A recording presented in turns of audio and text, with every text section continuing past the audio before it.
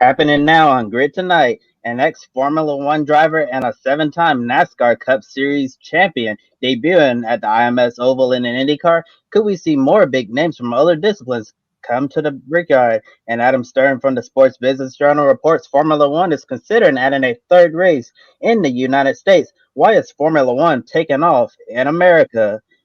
And after running a grandfathered LMP1 car in the FIA World Endurance Championships hypercar class, Alpine will enter the top category with an LMDh prototype. Are we entering a true golden era for prototype racing? Hello to all our viewers watching here in the United States and around the world. Welcome to Grid Tonight, your weekly motorsports news program. I'm Kobe Lambeth from Podium, and right here with me, as always, our Supercars expert, Mr. Adam Lemerise.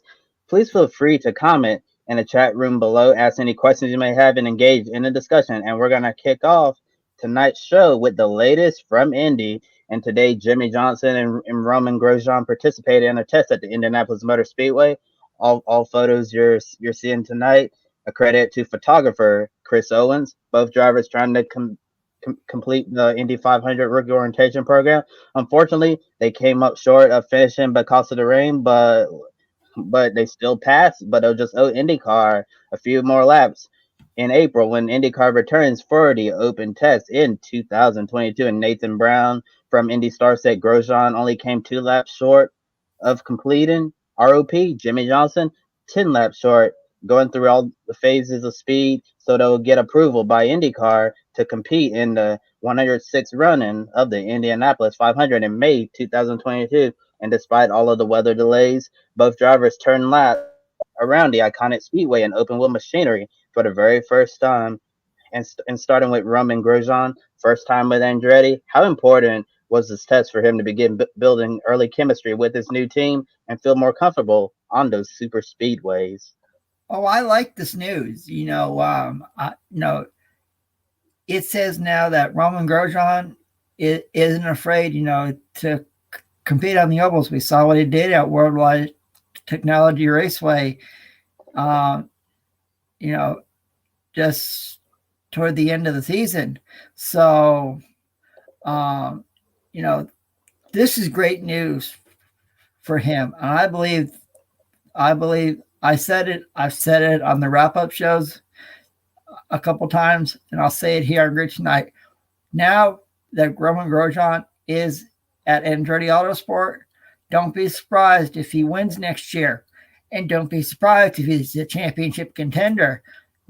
I believe he will make the 2022 Indy 500, and I believe that he will be a contender at least for a top 5 or top 10 finish.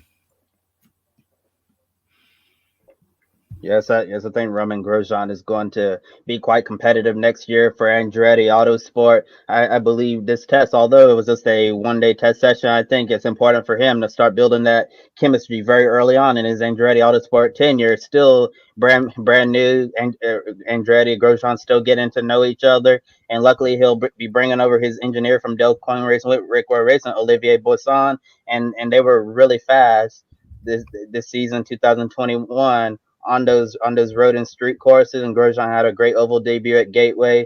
I certainly think the French pairing, engineer Boisson and then Romain Grosjean, I think that's going to be a real powerful duo in 2022. And now looking at Jimmie Johnson, his thoughts on oval racing in IndyCar have changed a lot since he started competing in the series this year. At first, he only wanted to do the road and street courses. Then he saw how the safety of the Indy cars have improved significantly over the years. This caused him to be open-minded about IndyCar on ovals and thought a test would be a good starter for a potential Indy 500 run.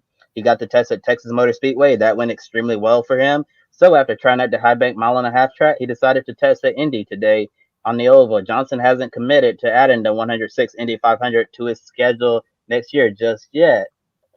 But the possibility of seeing the seven-time NASCAR Cup champ running in the greatest spectacle in racing appears to be more likely than it was at the beginning of the year. But Chip Ganassi Racing would have had to add a fifth Honda to his driver lineup because Tony Kanaan is set to drive the ovals once again next year. Adam, make a prediction. When the entry list comes out for the 106 Indianapolis 500, will Jimmie Johnson's name be on it? I'm going to say yes, it will be. And it'll be really cool to see him, a 7-time NASCAR Cup Series champion, on the grid for the 2022 Indianapolis 500. You know, he's accomplished so much in his life. He started racing in the Mickey Thompson Off-Road Grand Prix, competing in a class called the Super 1600s, which was a buggy class. Then moving up to the stadium super trucks, where he competed alongside people like Walker Evans, Ivan the Ironman Stewart, Roger Mears Jr. and Roger Mears Sr., who are related to Rick Mears, and then moving to stock cars, competing in the American Speed Association, which is a Midwestern-based stock car series. Then moving to the Xfinity Series, and then the Cup Series, where he became a 7-time series champion. If he runs the Indy 500 next year, it would be one of the coolest things that he's ever done, and I believe it will happen, and I believe that a lot of eyes will be watching, and you'll see a lot of eyes probably in NASCAR watching as well.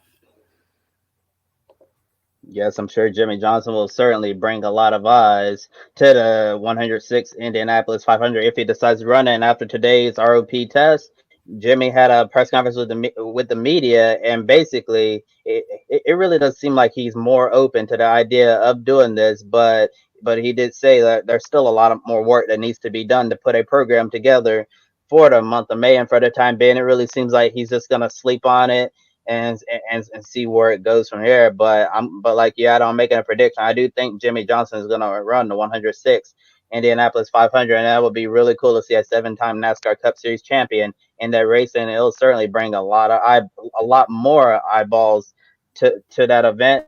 And looking at Jimmie Johnson now, he's in his mid 40s, and he's not getting any younger. And this could be a once in a lifetime opportunity for him to run in this crown jewel event. And if he doesn't take the opportunity next year, it may never come again. So I think that if he wants to do it, he better do it now. And now is in 2022 in the month of May. And next, here's Adam with some Supercars news. Thank you, Kobe. Last week on Grid Tonight, I reported that the Repco Supercars Championship will be back starting at the end of the month at Sydney Motorsports Park. Well, all formats for all 4 races have been announced. So here we go. Starting on October 30th, we'll see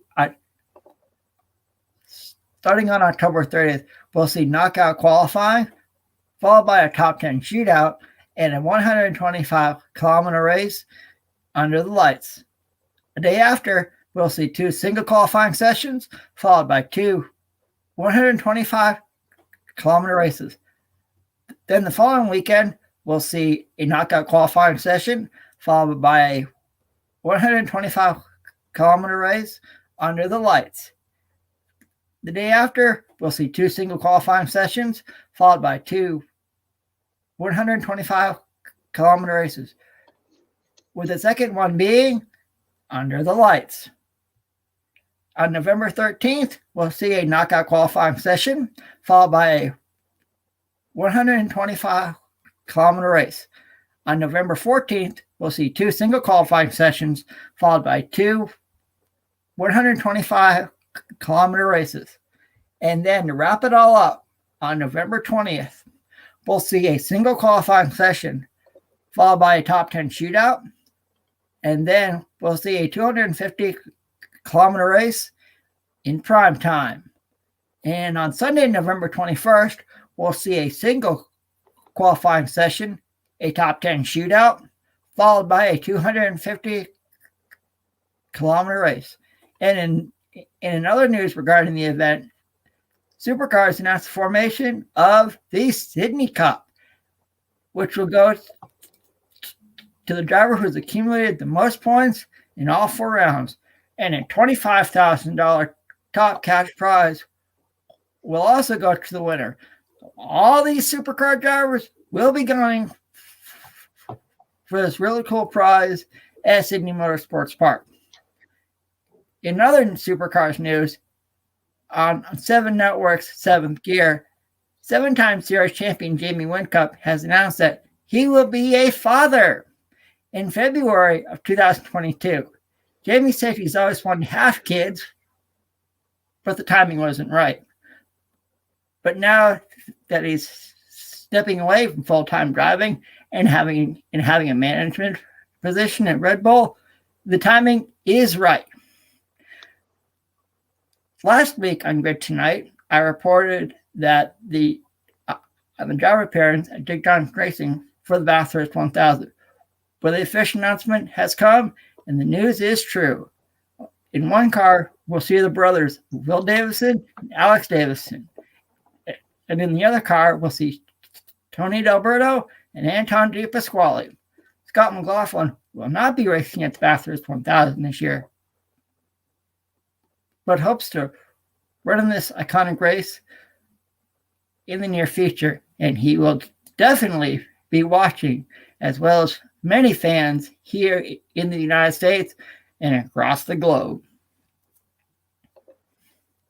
Formula One CEO Stefano Domenicali told Sports Business Journal that Formula One is thinking about adding a Grand Prix in the United States after a huge interest from the fans following the highly popular Netflix series. I'm sure that most of you, if not all of you, know Drive to Survive. According to SBJ, the third race in America would take place in Las Vegas on the Strip, as you can see right there in the photo provided by Young-Soo Park from Pixelby.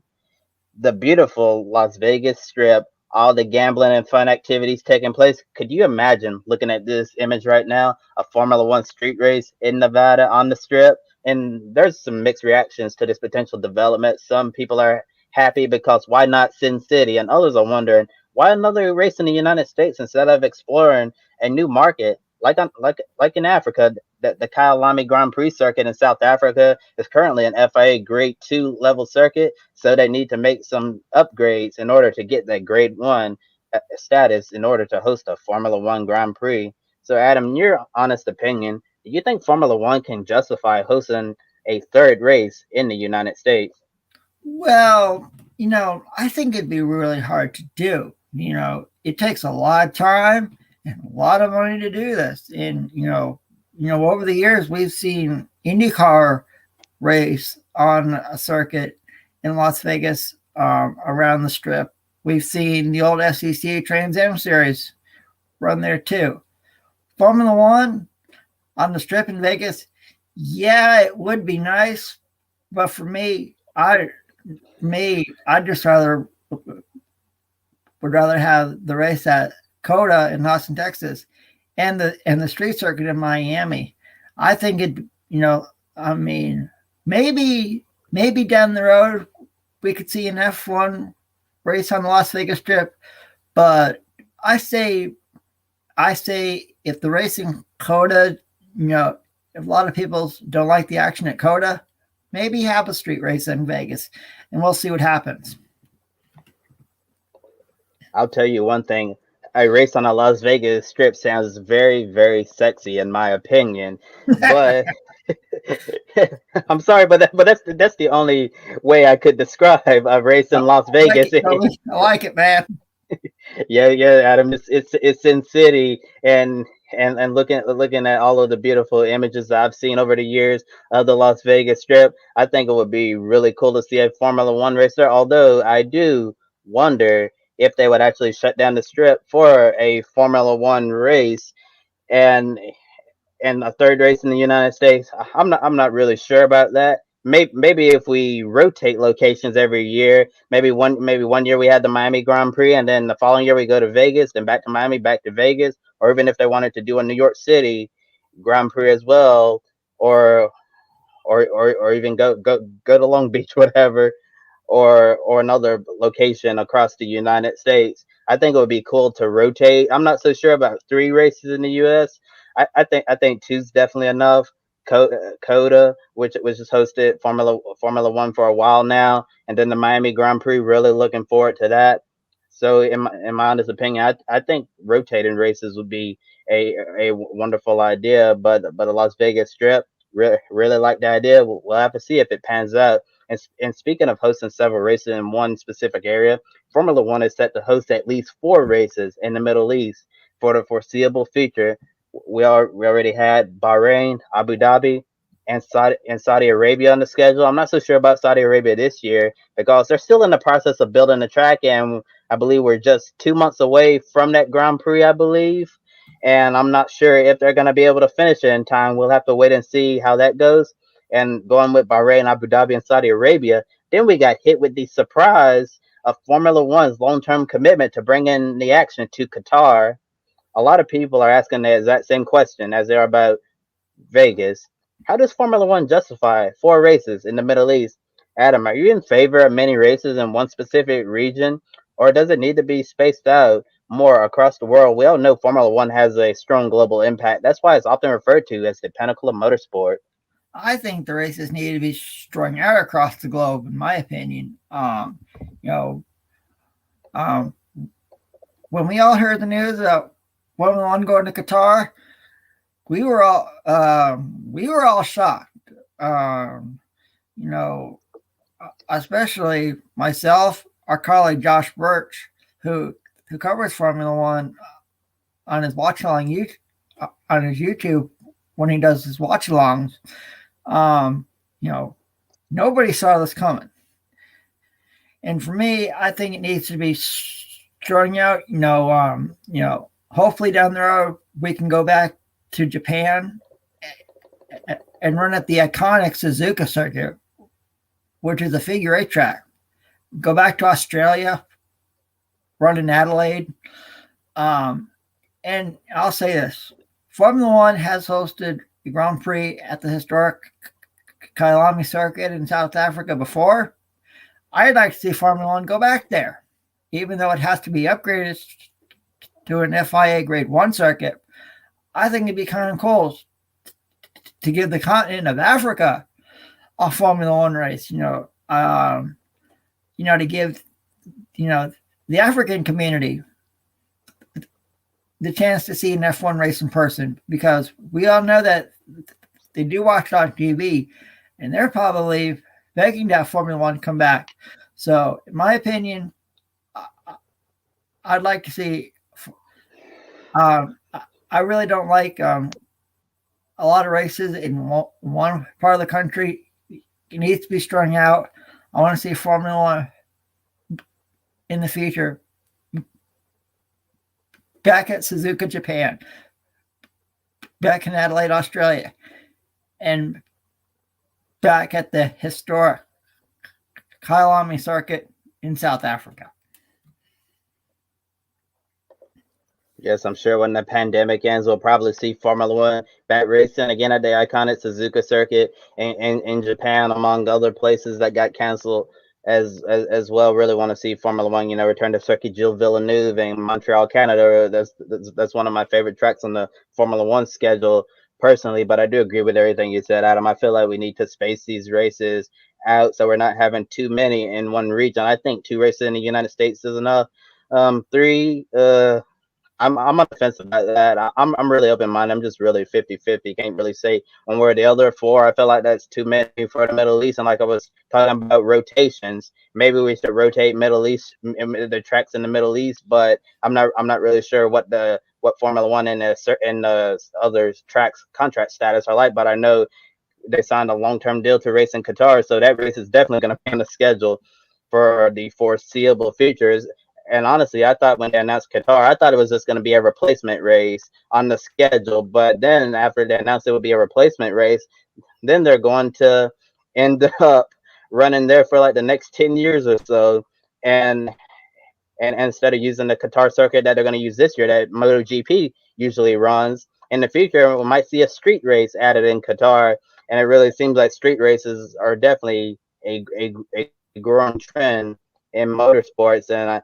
and for the Kyalami circuit in South Africa, it's time to bring Formula One to Africa. I think that would be fantastic for them to explore that market. The Kyalami circuit get the upgrades needed, and then we can go race and have a great Formula One Grand Prix down in South Africa. Next, moving on to some NASCAR Cup Series news that involves a road course ringer. Sports car ace Joey Hand will make his NASCAR Cup Series debut this weekend at the Charlotte Roval, driving the number 52 Ford Mustang for Rick Ware Racing. Hand spent time as a BMW and Ford factory driver, has crown jewel race wins at the Rolex 24 Daytona, the Mobile 12 Hours of Season, and the 24 Hours of Le Mans in a Chip Ganassi Racing Ford GT. And Hand represented BMW for several years in the DTM and in sports car racing in past series such as Grand Am and the American Le Mans Series. And also, as I mentioned, he drove for Chip Ganassi Racing's Factory Ford GT program.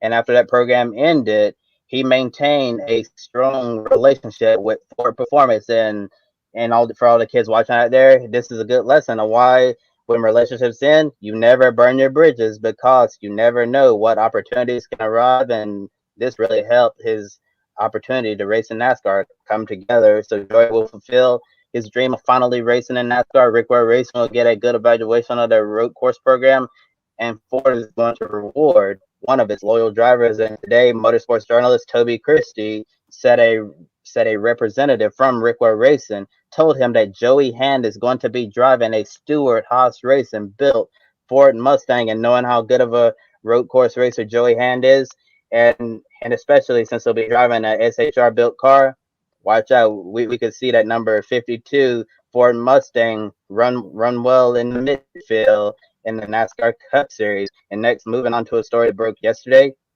Alpine made it official. They're going to be working with French constructor Orica to build a two-car Alpine LMDh program in the FIA World Endurance Championship. Photo provided by Alpine Racing. And Alpine's last overall win in the 24 Hours of Le Mans happened 43 years ago, with the French manufacturer confirming their future in the hypercar class. This is the 10th prototype program to be announced so far. Alpine joins BMW, Ferrari, Porsche, Glickenhaus, Acura, Audi, Cadillac, Peugeot, and Toyota. If each manufacturer runs 2 cars apiece, that's a 20-car fill right from the start. And we still have manufacturers who are evaluating an LMH or LMDh program. So it's absolutely crazy that we could have 20 cars right from the start. And with the big news coming from Alpine, Adam, is it clear the new common prototype regulations knocked it right out of the ballpark for a home run? Oh yeah, it's called. We are now in the golden age of sports car racing. With all these announcements regarding LMH and LMDh, this is truly a really cool moment because the FIA World Endurance Championship is really something special. And now we can see all these manufacturers have cars maybe on the grid at the 24 Hours of Daytona, the 12 Hours of Sebring. Some of the other endurance races, Spa, Monza, the 24 Hours of Le Mans. This is a grand slam. And if you're not a sports car fan, when all this happens in 2023, there's something wrong with you, because a lot of eyes across the world will be tuned in to these really big races to see how all these cars do. It's going to be a golden opportunity for all sports car racing fans across the globe when all this happens. I have to say, I must give a tip of the hat to the FIA, the ACO, and IMSA for working together to formulate the new prototype regulations. As you know, in the past, there's been a lot of politics involved in trying to find some common ground with prototype regulations. And it's just never worked out. We thought DPI was going to be allowed to race at Le Mans, and then they weren't. And then there was some frustration because originally it seemed like DPI was going to at least be allowed to compete in the LMP2 class at Le Mans. But the thing is that at first they said that the DPIs could run their manufacturer engine, but they had to use a standard bodywork. So like a Cadillac, so like originally a Cadillac DPI, you could use the Cadillac engine, but you had to use the Delar bodywork. You could not use the Cadillac bodywork, and then it was all out ban from DPI racing at Le Mans in the LMP2 category, and now LMDh, LMH, it's all coming together, and I think it's going to be a beautiful masterpiece. 2023, that's the year I have circled on my calendar right now. I think you should too,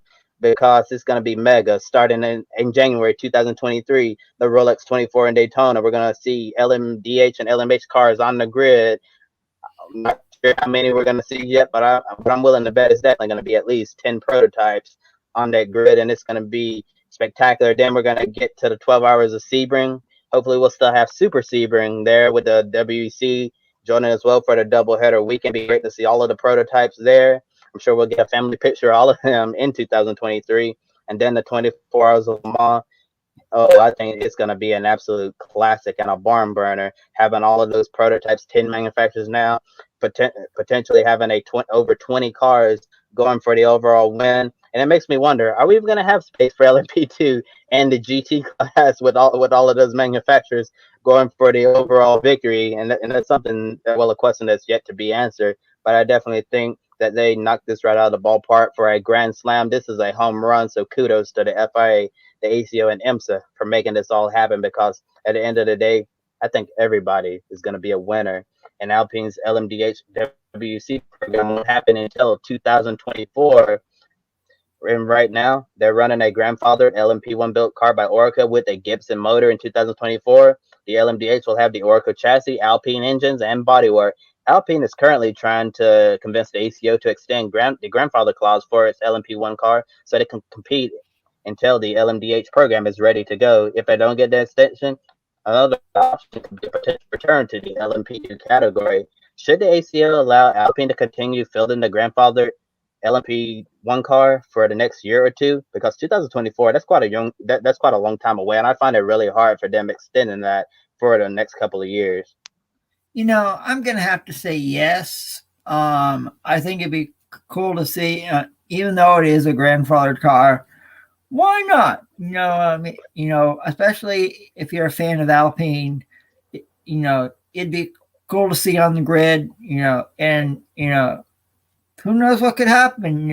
We could see Alpine maybe win the 24 hours of Le Mans.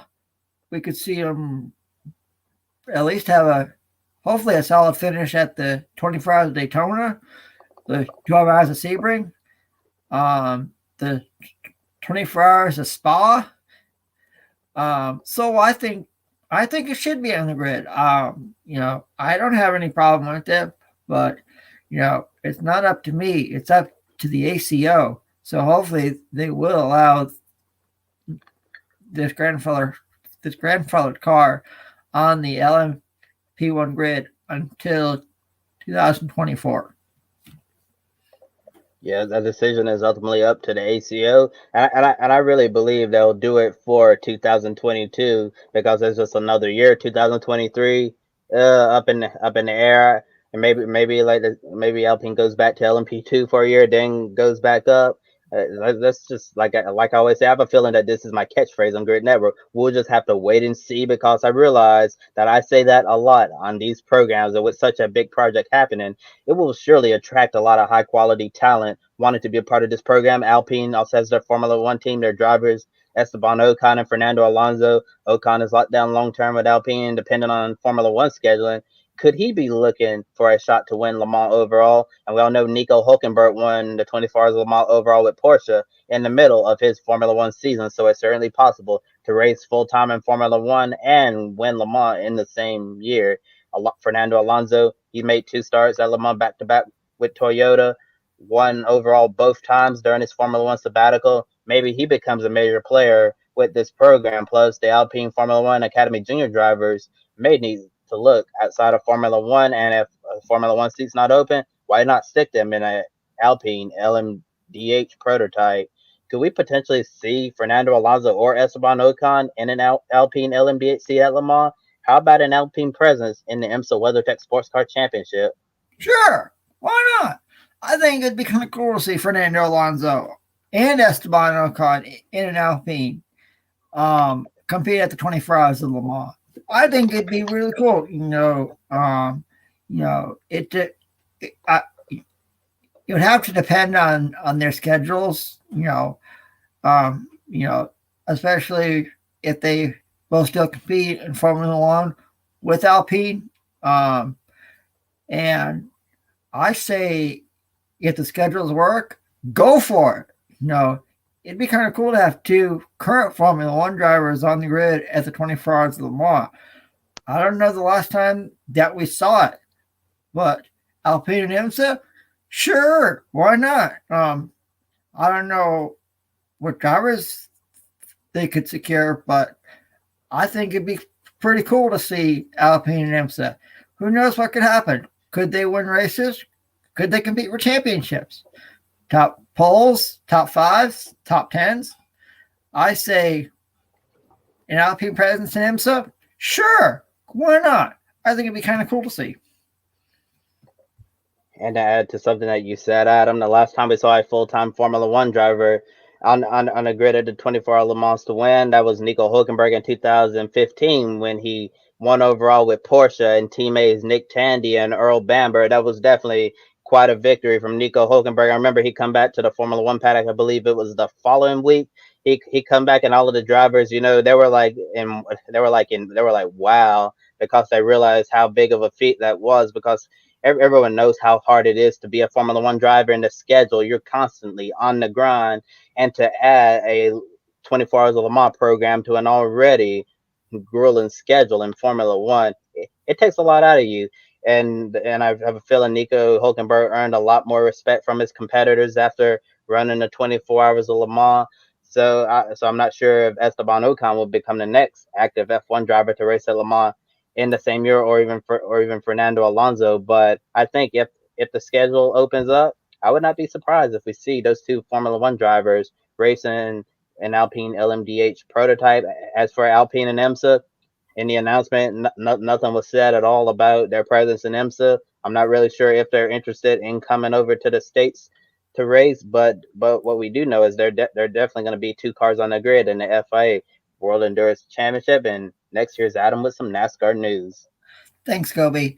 According to Bob Parker from Fox Sports, GMS Racing will be testing a next-gen Cup car at the Charlotte Roval, and the driver will be Ty Dillon. Denny Hamlin also told the media that 2311 Racing has secured a charter and crew chief for the number 45 car driven by Kurt Busch for 2022, expanding to a two-car team. In news that came today, NASCAR Xfinity Series driver Michael Annett announced his retirement from full-time racing. So I'll put this question to the viewers and to you, Kobe. Who should replace Michael Annett in the number one at Junior Motorsports in 2022? Well, to be honest with you, Adam, I don't see Junior Motorsports fielding a fifth full-time entry next year, because we're going to see Justin Allgaier back in the 7 car, and we're going to see Noah Gragson back in the 9. I'm not really sure which number Josh Berry is going to be, whether it's 8 or 1, but Josh Berry is definitely going to be full-time. And also they signed Sam Mayer to run full-time in 2022 as well. So I figured that either that Berry could be in the 1, he could be in the 8, Mayer could be in the 1, he could be in the 8. I'm not really sure how that's going to work out, since Michael Annett has announced his retirement from full-time NASCAR competitions. So but maybe we'll see a fifth Junior Motorsports car. Maybe since Michael Annett didn't announce his retirement from racing permanently, he just announced his retirement from racing full-time. Maybe if he has the Pilot Flying J sponsorship, maybe Dale Jr. will bring out a fifth car for him in select events. And like overall, I just think that there's just going to be 4 full-time cars at Junior Motorsports. I'd be surprised if that was a fifth, but also would not be surprised if it's someone who's running a partial schedule and select races. How about you, Adam? Yeah, sure, why not? We haven't heard news of what Matty D's plans are for 2022. Could we see him compete in the Xfinity Series? Maybe he runs selected races with Junior Motorsports. Even if Matty doesn't compete full time in the Cup Series next year, I say, at least hopefully they'll find a NASCAR ride. He's a very successful driver, so we'll see where Matt DiBenedetto lands in NASCAR in 2022. And with that said, another episode of Grid Tonight in the books. Please be sure to like and subscribe to Grid Network here on YouTube. Also, you can follow us on Twitter, Facebook, Instagram, and TikTok. We encourage you to visit our Patreon page and invest with us. Big shout out to Colin, Mark, and DeShell, Robin for keeping us on the air. We really appreciate your support and being one of our awesome Patreon supporters. Be sure to check out Podbless. Please consider spoiling your furry friend to have dog leashes, clothing, and accessories for dogs of all sizes. 10% of your purchase goes towards helping homeless, sick, and rescue dogs. Please visit public.com to start market social media home. The link below and referral code gives you $5 to invest right away. Public.com allows you to connect with your friends. You can make new friends and use tools to learn how to properly invest in a stock market. And looking at the upcoming schedule for the week, we have a new episode of the Women Racing to Win tomorrow morning, Thursday. Saturday, back in the air for Grid Live pre-race. Sunday, Grid Live wrap-up 90 minutes after the NASCAR Cup Series race at the Charlotte Roval. It's definitely going to be a crazy race when we get to the Roval. The Roval has never disappointed us so far. And for Adam Lemerise, I'm Kobe Lambert from the Podium Finish. Thank you for watching, and we'll see you next time. Don't be an anonymous investor. Join the stock market social media platform, public.com. Invest any amount of money and share with friends and new friends. Discover new opportunities, such as new companies and potential business partners, and useful tools for beginners, and share your experience with friends on public.com. Link in the video description gets you $5 for being a Grid Network viewer. Use the referral code GRIDnet for your free $5 to invest and start investing and networking on public.com.